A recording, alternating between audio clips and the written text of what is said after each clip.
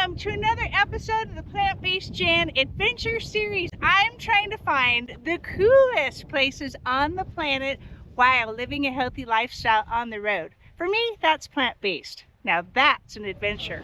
Today, we are in Yellowstone. What would happen if I had my camera on for 3 weeks in Yellowstone National Park, but I left most of the clips on the cutting floor? You would get super concentrated features just like Yellowstone and the over 10,000 hydrothermal features, more than anywhere on Earth. Plus, I am titling all of it and mapping it because that's the way that I would want it. Let's go.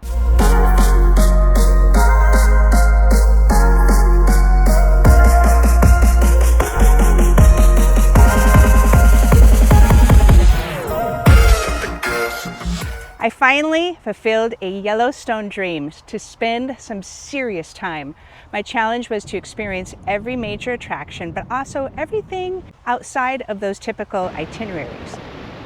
Let's dive in. This is the trip. I'm taking some time to hit the hikes, pause at places, and check out more than ever before. It's go time.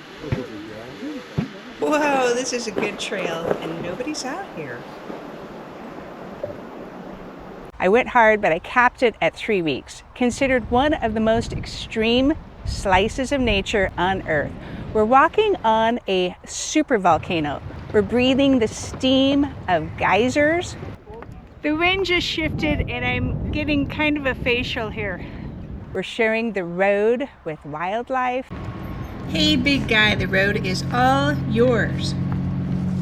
Be prepared, traffic. The concept of schedules, well, they're nice. They're pretty much thrown out the window, or the car window for wildlife. We want to wait for these magnificent animals, and that's part of the fun. He's been walking like this for a while, probably a 1 mile backup. There's nothing he can do. He's stuck. There's a steep ravine on that side, line of cars coming at him. How do you navigate an area bigger than Delaware and Rhode Island combined? To the map we go. The Grand Loop Road is the backbone of Yellowstone. Think of it like a figure 8. It's got a total driving distance of about 142 miles. It connects every major region of the park. It travels through astonishing changes in landscape. This road scene is the Hayden Valley. Construction began in the 1890s and it was considered a great engineering feat. Think of carving through geyser basins right on the side of the road. This roadway scene is cruising by the Midway Geyser Basin. Grand Prismatic Spring is up there. The Grand Loop carves through river canyons. This is the Tower Roosevelt area in the northeast corner. As you can see, the Grand Loop Road is fairly central, pushed up a little bit north and west in the park. To access it, there are 5 entrances. There's a lot of driving to get around, so there's some strategy in picking your best base camp or entrance town. I'll tell you more about what our strategy was and give you mini tours later in the video. To the west is the entrance and the town of West Yellowstone.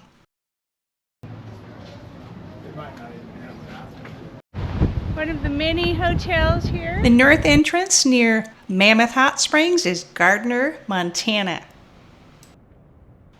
Live music on the Yellowstone River, and there's your high school right there. That's the field.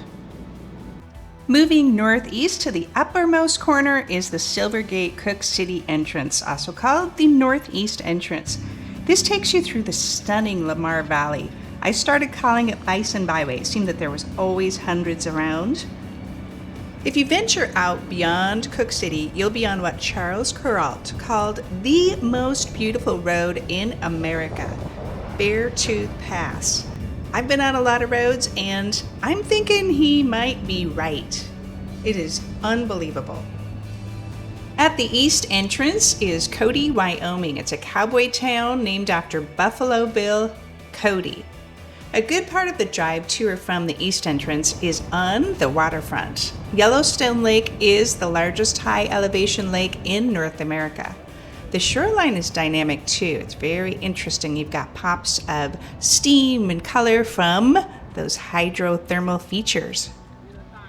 The south entrance is the gateway to Grand Teton National Park and the town of Jackson, Wyoming, and the whole Jackson Hole area. The drive from the south entrance to the amenities in Jackson is about 50 miles through the Teton mountainscape.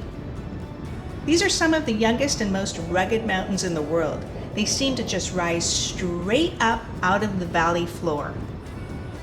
The challenge with putting these on video just doesn't do them justice. You may have to come see them in person. With those 5 entrance roads to the Grand Loop, that figure 8, we have now covered all of the main roads in Yellowstone. The only other roads are short, scenic, one-way drives where you can drive along and see a lot without even getting out of your car. Here's an example. It's Silver Gate. This is just north of Golden Gate up north. It's not on the map, but it's a really quick, cool drive of these rock formations.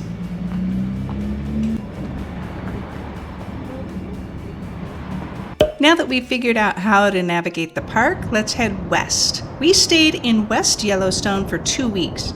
It's closest to the highest concentration of geyser stops. On the west side of the lower loop, you'll find the upper, Midway, and lower geyser basins. All are right off the road, and this is where the giants are. Old Faithful, Grand Prismatic Spring,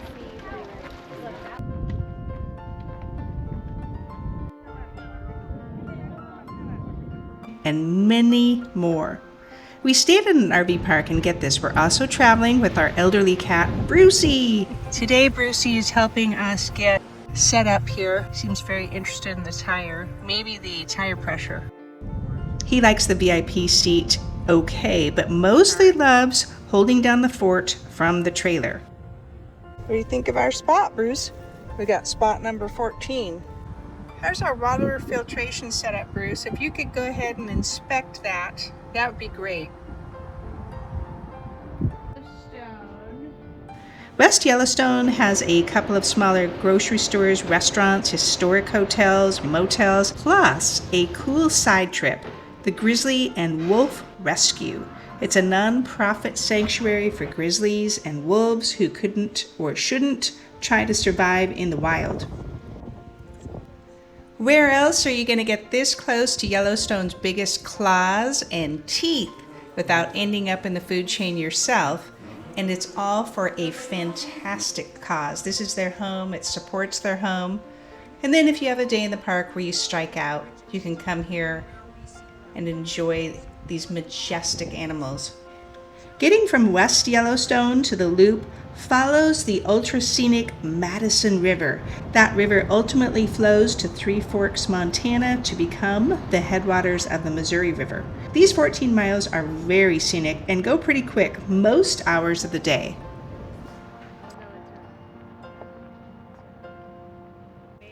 Today we are headed to the hot spots to see a lot of geysers, which will still just be a fraction of what's in Yellowstone. I'm wearing my good walking shoes because there are over 5 miles of boardwalks in the upper, lower, and midway geyser basins. Now over 4 miles are in the upper geyser basin where Old Faithful is. It's very extensive. We're headed there first. Old Faithful erupts faithfully. First thing we're going to do is check out what the estimated time is, and then we can work and walk all around that. We just checked the time and they are not exact, but they say within 10 minutes, and it's supposed to blow at 3:36. So we have it set to go back to Old Faithful at 3:26. Here's something so fun. Many of the geysers are actually named for their history, appearance, or the way they erupt. And it's not just the big famous ones. There's hundreds of smaller geysers, and hot springs are named too. Each adds its own voice to the basin.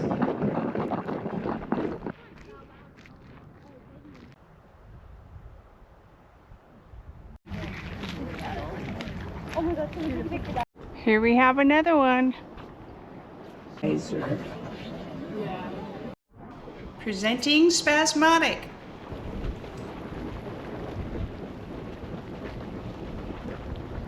I don't like to get into favorites, but let me show you one of my very favorites, the grotto. Look at the activity there. Looks like they're dancing with each other. The grotto is a fountain geyser.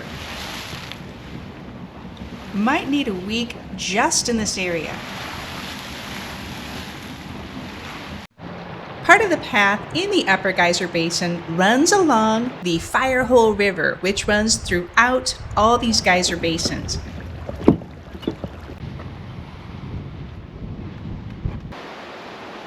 There's a couple bridges that cross it in this area, and it's fed by spillover from the superheated geysers. And yes, because of that, it is much, much warmer than a typical mountain river. It was named by early trappers who thought it looked like it was on fire, probably because of the orange colors and the steam. And yes, you can swim in it, but not here. I'll show you where the swimming hole is in Firehole River. Coming up. Look at this cute little guy. We've got to run back to make it to Old Faithful, but there's a few more going off on our way back. They're all just coming alive all around me, it seems like. The one way back there, people are running to get out of the way, and you can feel the mist even from here. Tell what this one is. So this is where your trusty camera with a long stick comes into play. This is the giant geyser, and when active, it is one of the largest in the world. Historic accounts describe Giant's eruptions soaring to heights of 250 to 300 feet.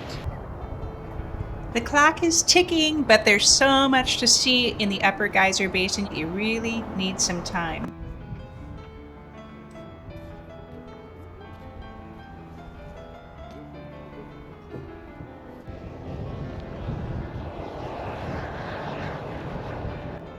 We made it. It's 3:29, just enough time to grab a seat, and good luck to us. This is July, and there are already a couple hundred people camped out here. A little tip, if you want front row, you really do have to come early, or just BYOC, bring your own chair.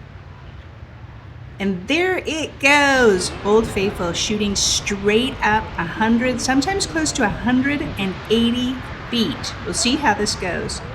That water's coming out at near 200 degrees, instantly turning to steam in the air. It's beautiful, mixing with the clouds. And now we just watch. Could be a minute and a half, could be 5 minutes. Nobody knows exactly how long this show's gonna run. If you missed it, no worries. In about 90 minutes, you can try again. I read that scientists have been timing this rhythm for over a century, and they figure every eruption throws something like 3,700 gallons of water into the sky. It's over. I mean, you have to clap for this, right?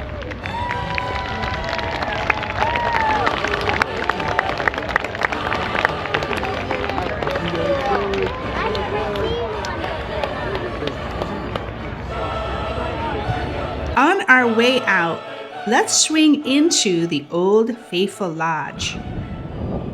It was built in 1923. It's a classic. Massive timber, stone fireplaces. This is a perfect finale to a day at the Upper Geyser Basin.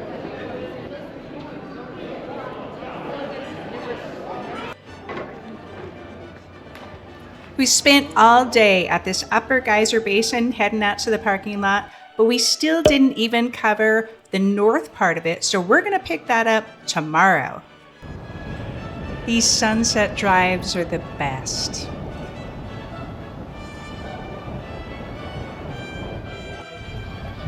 Good morning.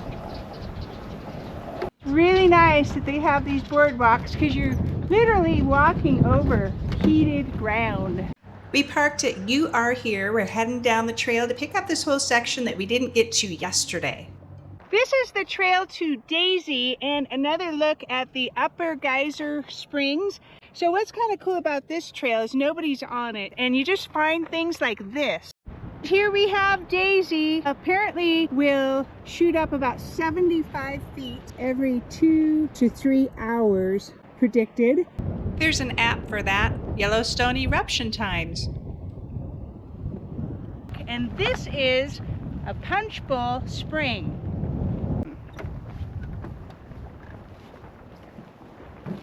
Someone just said that the water can easily spill over the rim of the Punchbowl.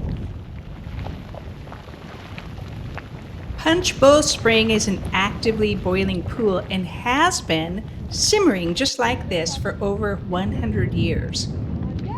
If we continue on this trail, it's an easy walk over to the Black Sand Basin. We'll walk there, but these look like a lot more fun and easier to park. This area is Black Sand Basin. I'm not seeing black sand yet. Beautiful pools, activity right by the parking lot. Let's get a closer look at this one. First thing you notice about this area, it is really active in a small area. Bubbling, steaming, blowing, it is awesome.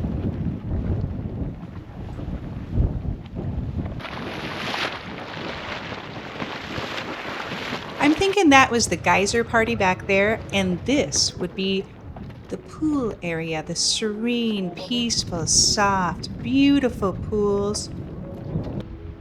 The colors are so amazing.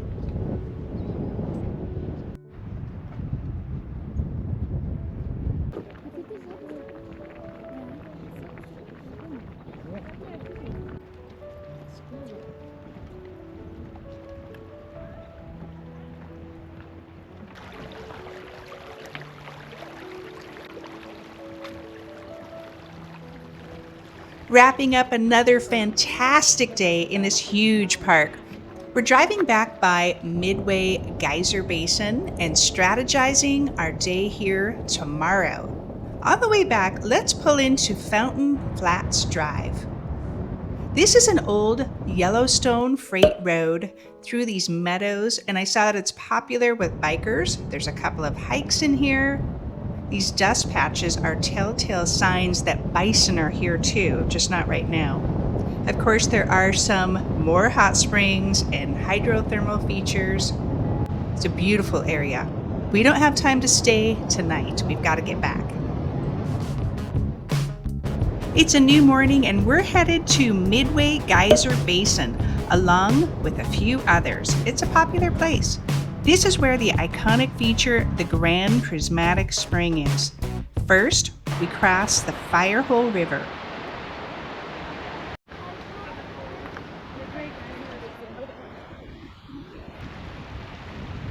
The Excelsior Geyser is blue and beautiful. What you can't see from here is the discharge of over 4,000 gallons of hot water into the Firehole River. That's 4,000 gallons per minute. Back to the boardwalk. Even the boardwalks are cool. A floating ribbon of wood above superheated earth and water. It's like walking on a mirror with steam rising.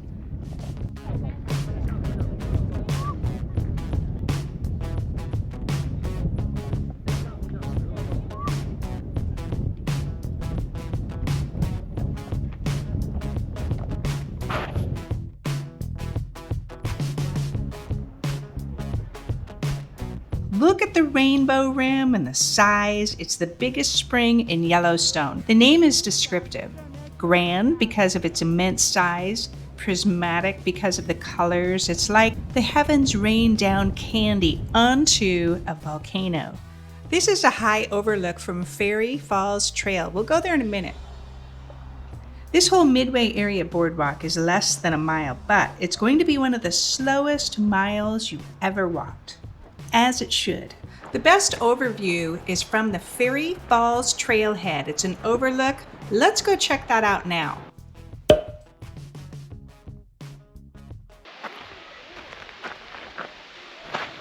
We are headed to Fairy Falls. This part of the Fairy Falls Trail, which is actually one of the most popular trails in Yellowstone, is not very heavily trafficked. The first part of it is because a lot of people head to that Grand Prismatic Spring Overlook, which is a great place to see that. It's the other side of the Grand Prismatic Spring. This is 2.7 miles in one way. And obviously back, so it's nice to have some of this shade in here. Nice! Going in for a closer look. Probably need to scramble over some logs. This is a hot July day. No wonder they're swimming.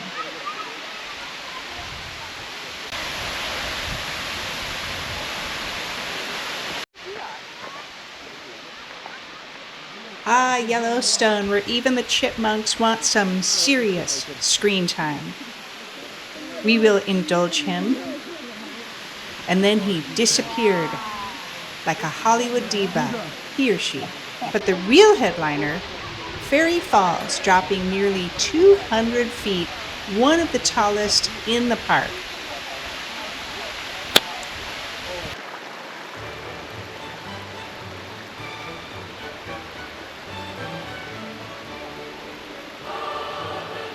Our last, but certainly not least, in the Geyser Basin area is Lower Geyser Basin. It's actually the most northern basin. We are looking for a fountain paint pot. This boardwalk is about a half-mile loop.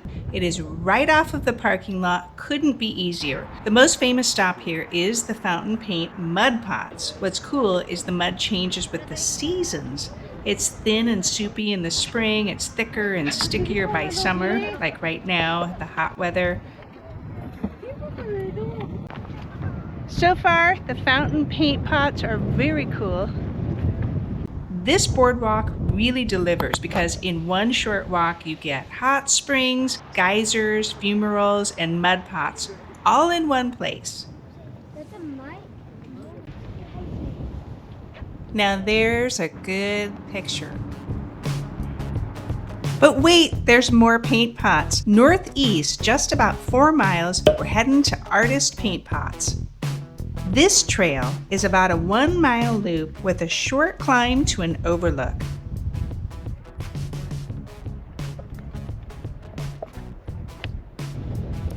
Here we're finding hot springs. Look at the steam vents and colorful mud pots. They bubble and spit. I'll let them do the talking.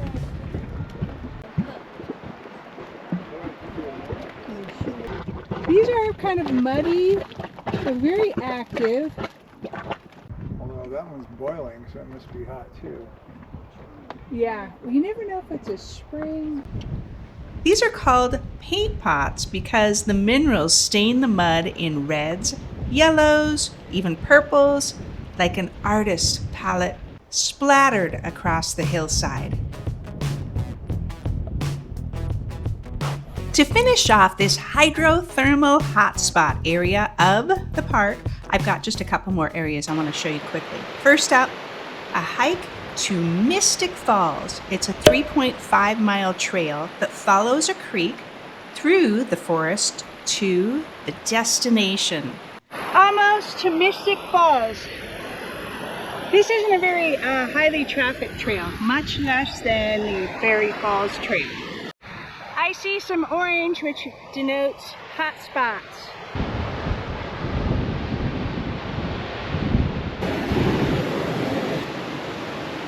It's a dynamic 70-foot drop where the little Firehole River drops from the Madison Plateau. It mixes here with superheated water. Yeah, this is definitely hot right here. Little vent. Which adds to the mystique of these falls, making them mystical.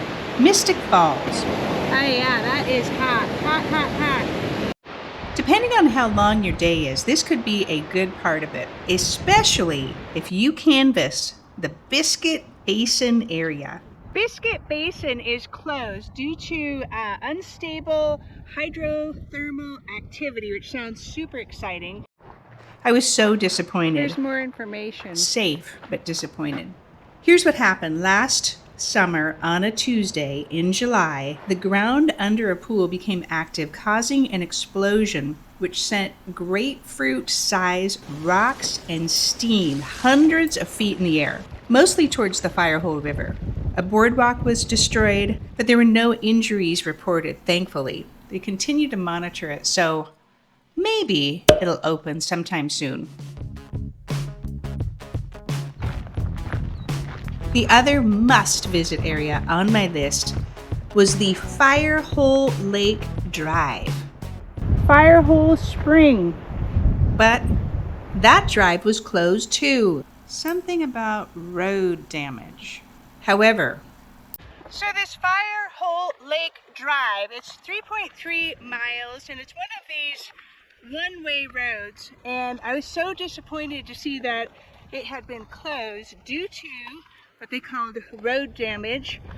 But I looked and looked and looked, and I did not see where you couldn't just walk it or bike it. So that's exactly what we're doing.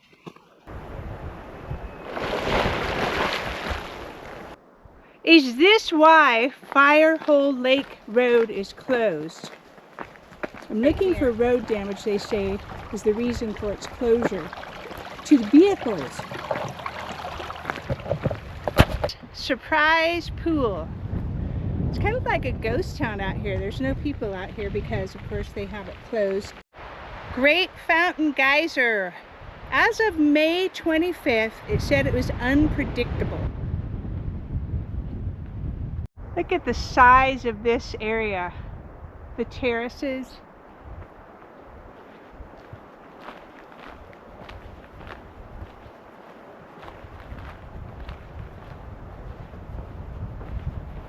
This is White Dome Geyser. It's a beautifully shaped cone. It's many centuries old and it's still growing with each eruption. You're kidding! It's coming alive! Now that's an adventure.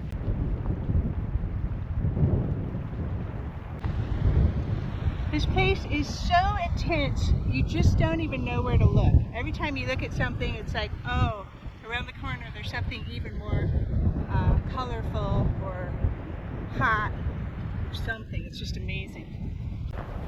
It's cool being out here all by yourself. With a few exceptions.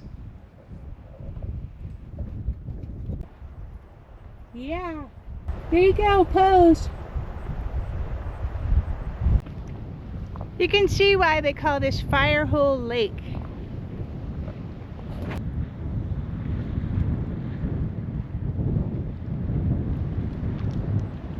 As you move, the colors kind of change, at least the perception. It's all orange in here. Fiery orange.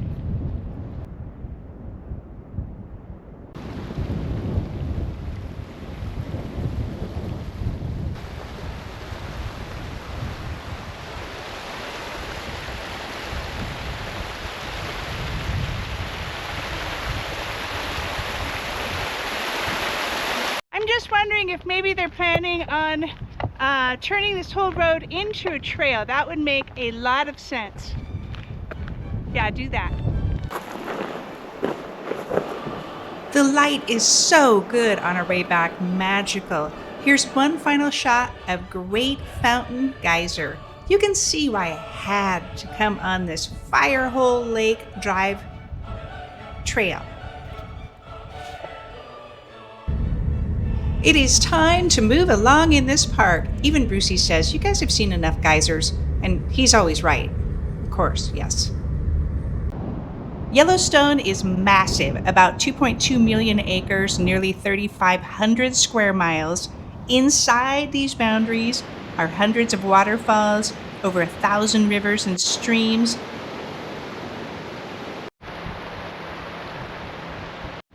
And of course, the largest concentration of hydrothermal features anywhere on Earth. But not all of it looks the same. We've got some other landscapes to cover. And not all of it takes the same effort. Some of it is roadside easy, like springs you can spot right out the window as you drive past. Some of it is sweat earned. Yellowstone has over 1,000 miles of hiking trails. You've got the short strolls, the boardwalk areas, and then you've got climbs that take you straight up a mountain. Look at this hike, up to Mammoth Geyser. Look at these views. One warning about this trail is it's actually so steep that I'm sliding in a couple places, and I'm kind of hanging onto these little trees. You always wonder when you're hiking up the side of a mountain if it's going to be worth it, and this definitely was. Monument Valley Trail and that Beryl Spring that we just drove by is right there in the same area. Now we're heading north. Our next stop is going to be Gardiner, Montana. It's the gateway to the park's original entrance, and it's home to the Mammoth Hot Springs area. These terraces are built from limestone, reshaping themselves constantly as hot water flows over the rock.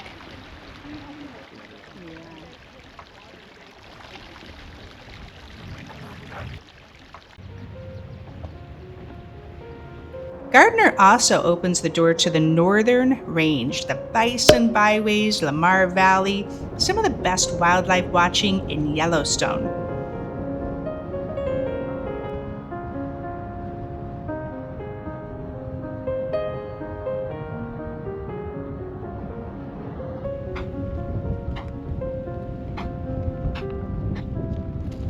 This Lamar Valley is often called the Serengeti of North America. It's home to the largest wild bison herd in the United States. Watching them roam here feels timeless, like a window into the past. And those hills beyond the valley hold even more.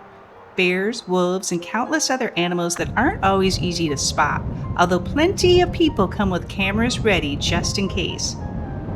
And speaking of wildlife, Gardiner itself is no stranger. Elk wander the streets just as naturally as the cars do. So we're heading back to Gardiner home base because from this northern gateway, there's so much more to explore, including the entire eastern side of the loop. So we've got some prep to do.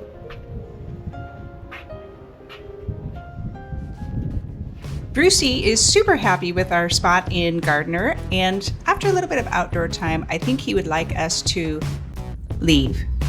His job at 20 is to take naps. Let's hit Mammoth Hot Springs first. It's right on the border of Gardiner, Montana, and this is where you'll find Yellowstone's park headquarters. These sandstone buildings were first built by the U.S. Army in the 1890s, and they're still in use today. Just above the town are the Mammoth Terraces, the namesake. Steaming, ever-changing formations of travertine. You can explore them by strolling the boardwalk system, which winds for about 1.5 miles. There are a couple of places to park and hop on. It's one of the most unique overall landscapes in the park, and it's constantly reshaping. It's amazing up close.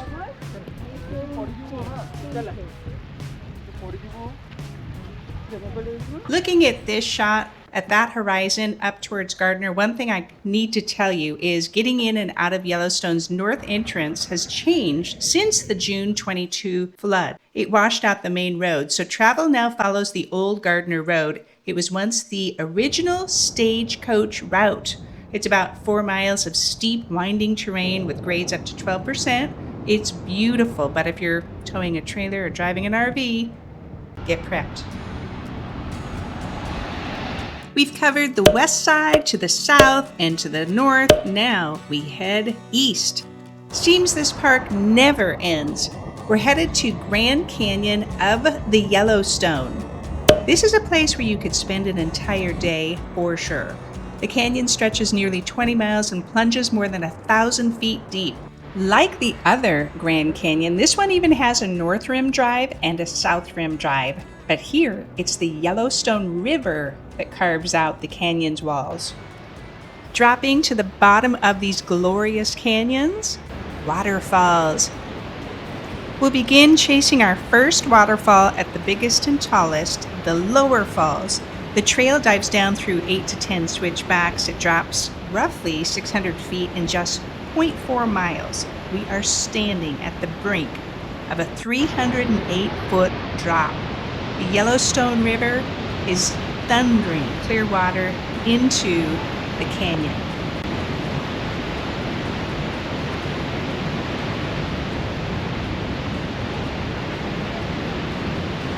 After we're done with that, we get to the rim of the trail and keep heading toward Crystal Falls. It drops down into a ravine, and it's just a great trail along the canyon.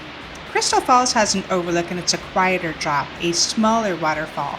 We're going on to the Upper Falls Brink. This one is 109 feet, so it's not the tallest, but from here you can see the river Teton, funnel, and break. It's got some serious volume right in this area. Great platform to watch it. There are plenty of other trails in this area along the rims, going down into the canyon. There's also a couple of drive-in spots for overlooks.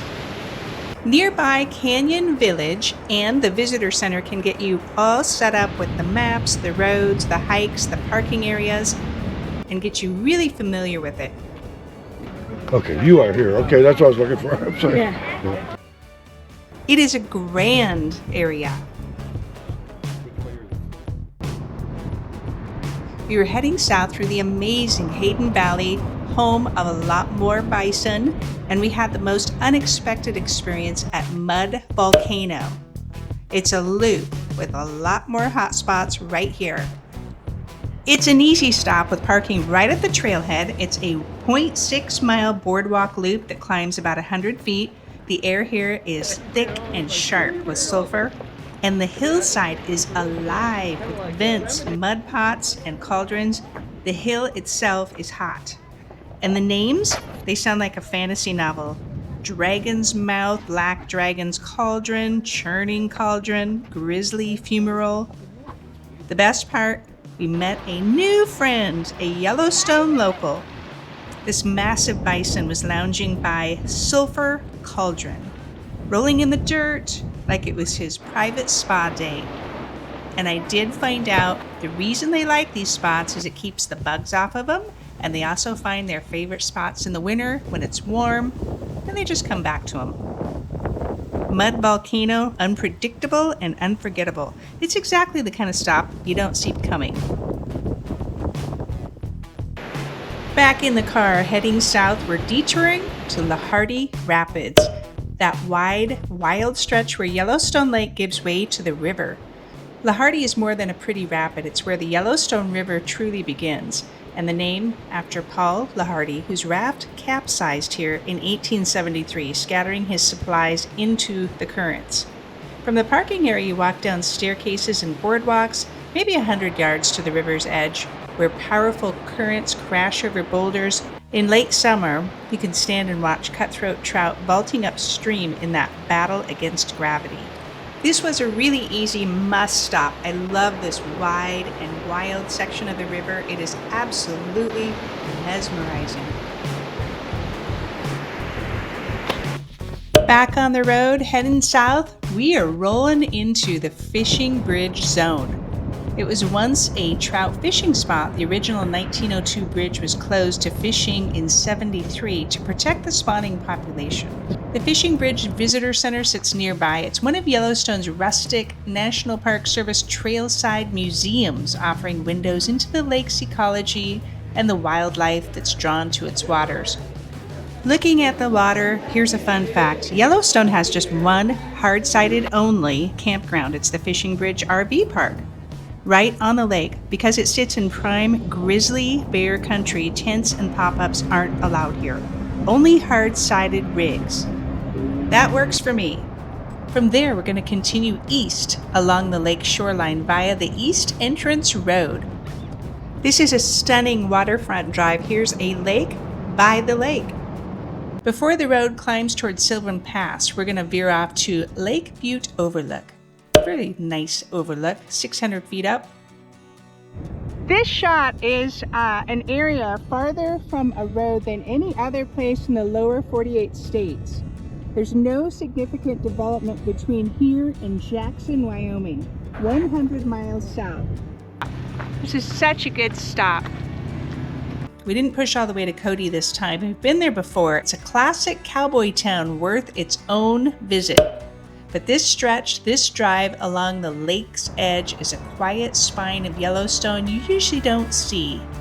You don't think of Yellowstone as a waterfront drive with a massive lake. It's so big it looks like the sea. Crossing that lake causeway, hugging the shoreline, winding east into Wyoming territory. This is a great part of the park. Who's ready to visit West Thumb? I know what you're thinking. The name sounds funny. Picture Yellowstone Lake as a giant handprint on the map. This little bay on the western edge looks like a thumb sticking out. Hey, here's a call for a thumbs up on my video. We've just driven one of the most spectacular waterfront stretches in the park along Fishing Bridge and the open edge of Yellowstone Lake. Here at West Thumb, the lake meets the fire. This is where a vast body of cold alpine water brushes right up against one of Yellowstone's most active geothermal basins. Another one. You'll find hot springs, mud pots, even geysers sitting just a few steps from the shoreline. Some of them out there in the lake you can see are beneath the lake itself. Imagine a geyser going off under your boat. These cute little pools right off of the boardwalk. Just follows the boardwalk. A walk around this West Thumb boardwalk loop is like watching two worlds collide, water and fire, lake and lava, face to face.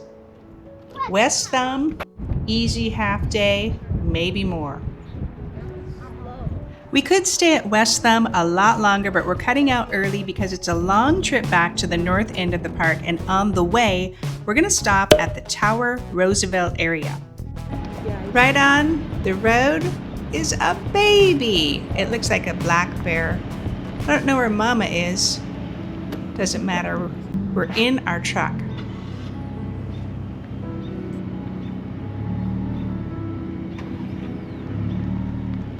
He looks like Bruce.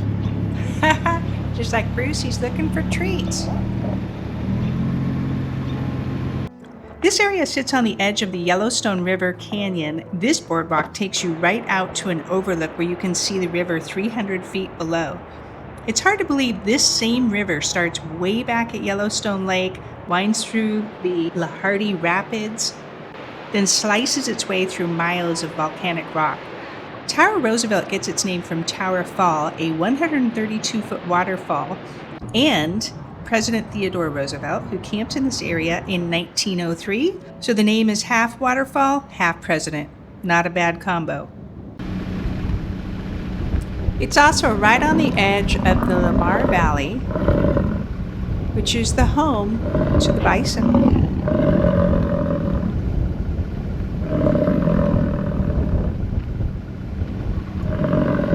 And their extended families. Quick, go, go, go, go. Mount Washburn. We pulled into the trailhead, but we bailed on the hike. It was too cloudy today, and that's the thing with Washburn. You want the views, and if the weather shuts them down, it's better to save it for another time. At 10,243 feet, Mount Washburn is one of the tallest peaks in Yellowstone. All right, here's the trail, and it doesn't say exactly how long it is. I've heard it's 5.8 there and back. It does say not recommended in September or October. It doesn't say that they actually close it. That's due to high grizzly bear activity. On a clear day, the trail takes you above the tree line with views stretching 20, 30, even 50 miles in every direction. Not today, though. This is a steep one. That's the summit. That's where we're supposed to go. We didn't get to this hike this time but it's one of those places worth coming back to when the clouds finally lift. We're back at one more geyser basin. We wanted to take a little break from our trips in from West Yellowstone. This time we're at the Norris Geyser Basin. The boardwalk system runs about 2 miles if you take both loops, the Porcelain Basin and the Back Basin. So plan on walking. We came in on a side trail and it's clear right away this place is huge. Every corner seems to have boiling pools, hissing fumaroles, or new ground vents opening up. These boardwalks are just so extensive. Today's like perfect. There's a nice little breeze out here. A lot of the steam, a little facial. Norris is the hottest, oldest, and most changeable geyser basin in the park. Temperatures here can top 459 degrees Fahrenheit just below the surface. Here's Pork Chop Geyser. It's another one that blew up years ago. Now I am looking for lentil, blueberry, and kale geysers. This is one of the busiest stops in the park, and you can see why. Norris is fascinating. If you head in the middle of that figure 8 of the Grand Loop, if you're heading from the Norris Geyser Basin, you'll want to take the one-way drive called Virginia Cascade. It's some epic waterfalls, a very beautiful river canyon, and you're driving right along the edge. With this narrow road, there's no stopping unless you want to do some rock climbing. Get your gear out. There's also a couple of great trails in the middle section. We decided to hike up to Ice Lake, which is a pretty short little hike. Ice Lake. It's a really pretty little mountain lake. We came to a clearing that had a storage box and a little fire pit. We can see some campers over there. And then we gave it our best bet to get up to Wolf Lake. Didn't make it all the way. Wolf Lake Trailhead. But got up to some waterfalls. They're called the Little Gibbon River Waterfalls.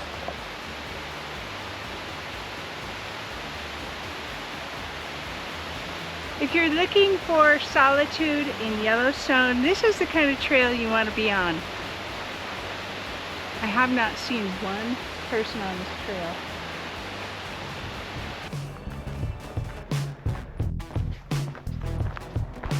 If you thought that Little Gibbon River waterfall was cool, wait till you see the big one. And it's right on the road. We don't even have to hike there. You do hike around if you want to see different angles.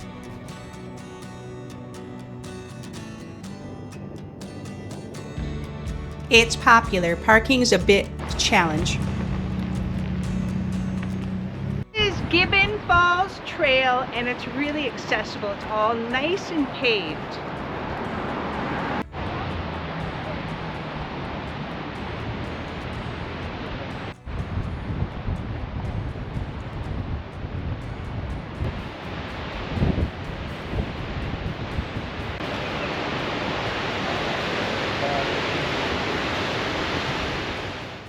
Remember my mention of the swimming hole in Firehole River?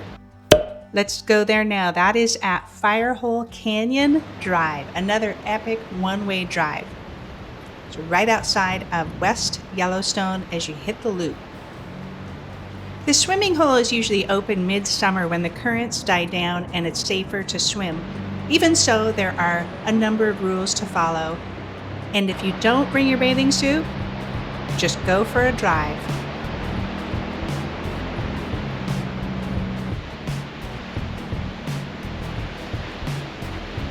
Three weeks in Yellowstone, unbelievable. And I'm sure I missed a lot. I would love your feedback if there was something in the video, which was so fun to make, that you really liked, or if I missed a spot, that way when I come back for more than 3 weeks, I'll know exactly where to go. Thanks so much for coming along on this greatest journey we call life. If you like what I'm doing, I would love it if you subscribed or shared this video. And so would Brucey. He's demanding his own channel and more treats.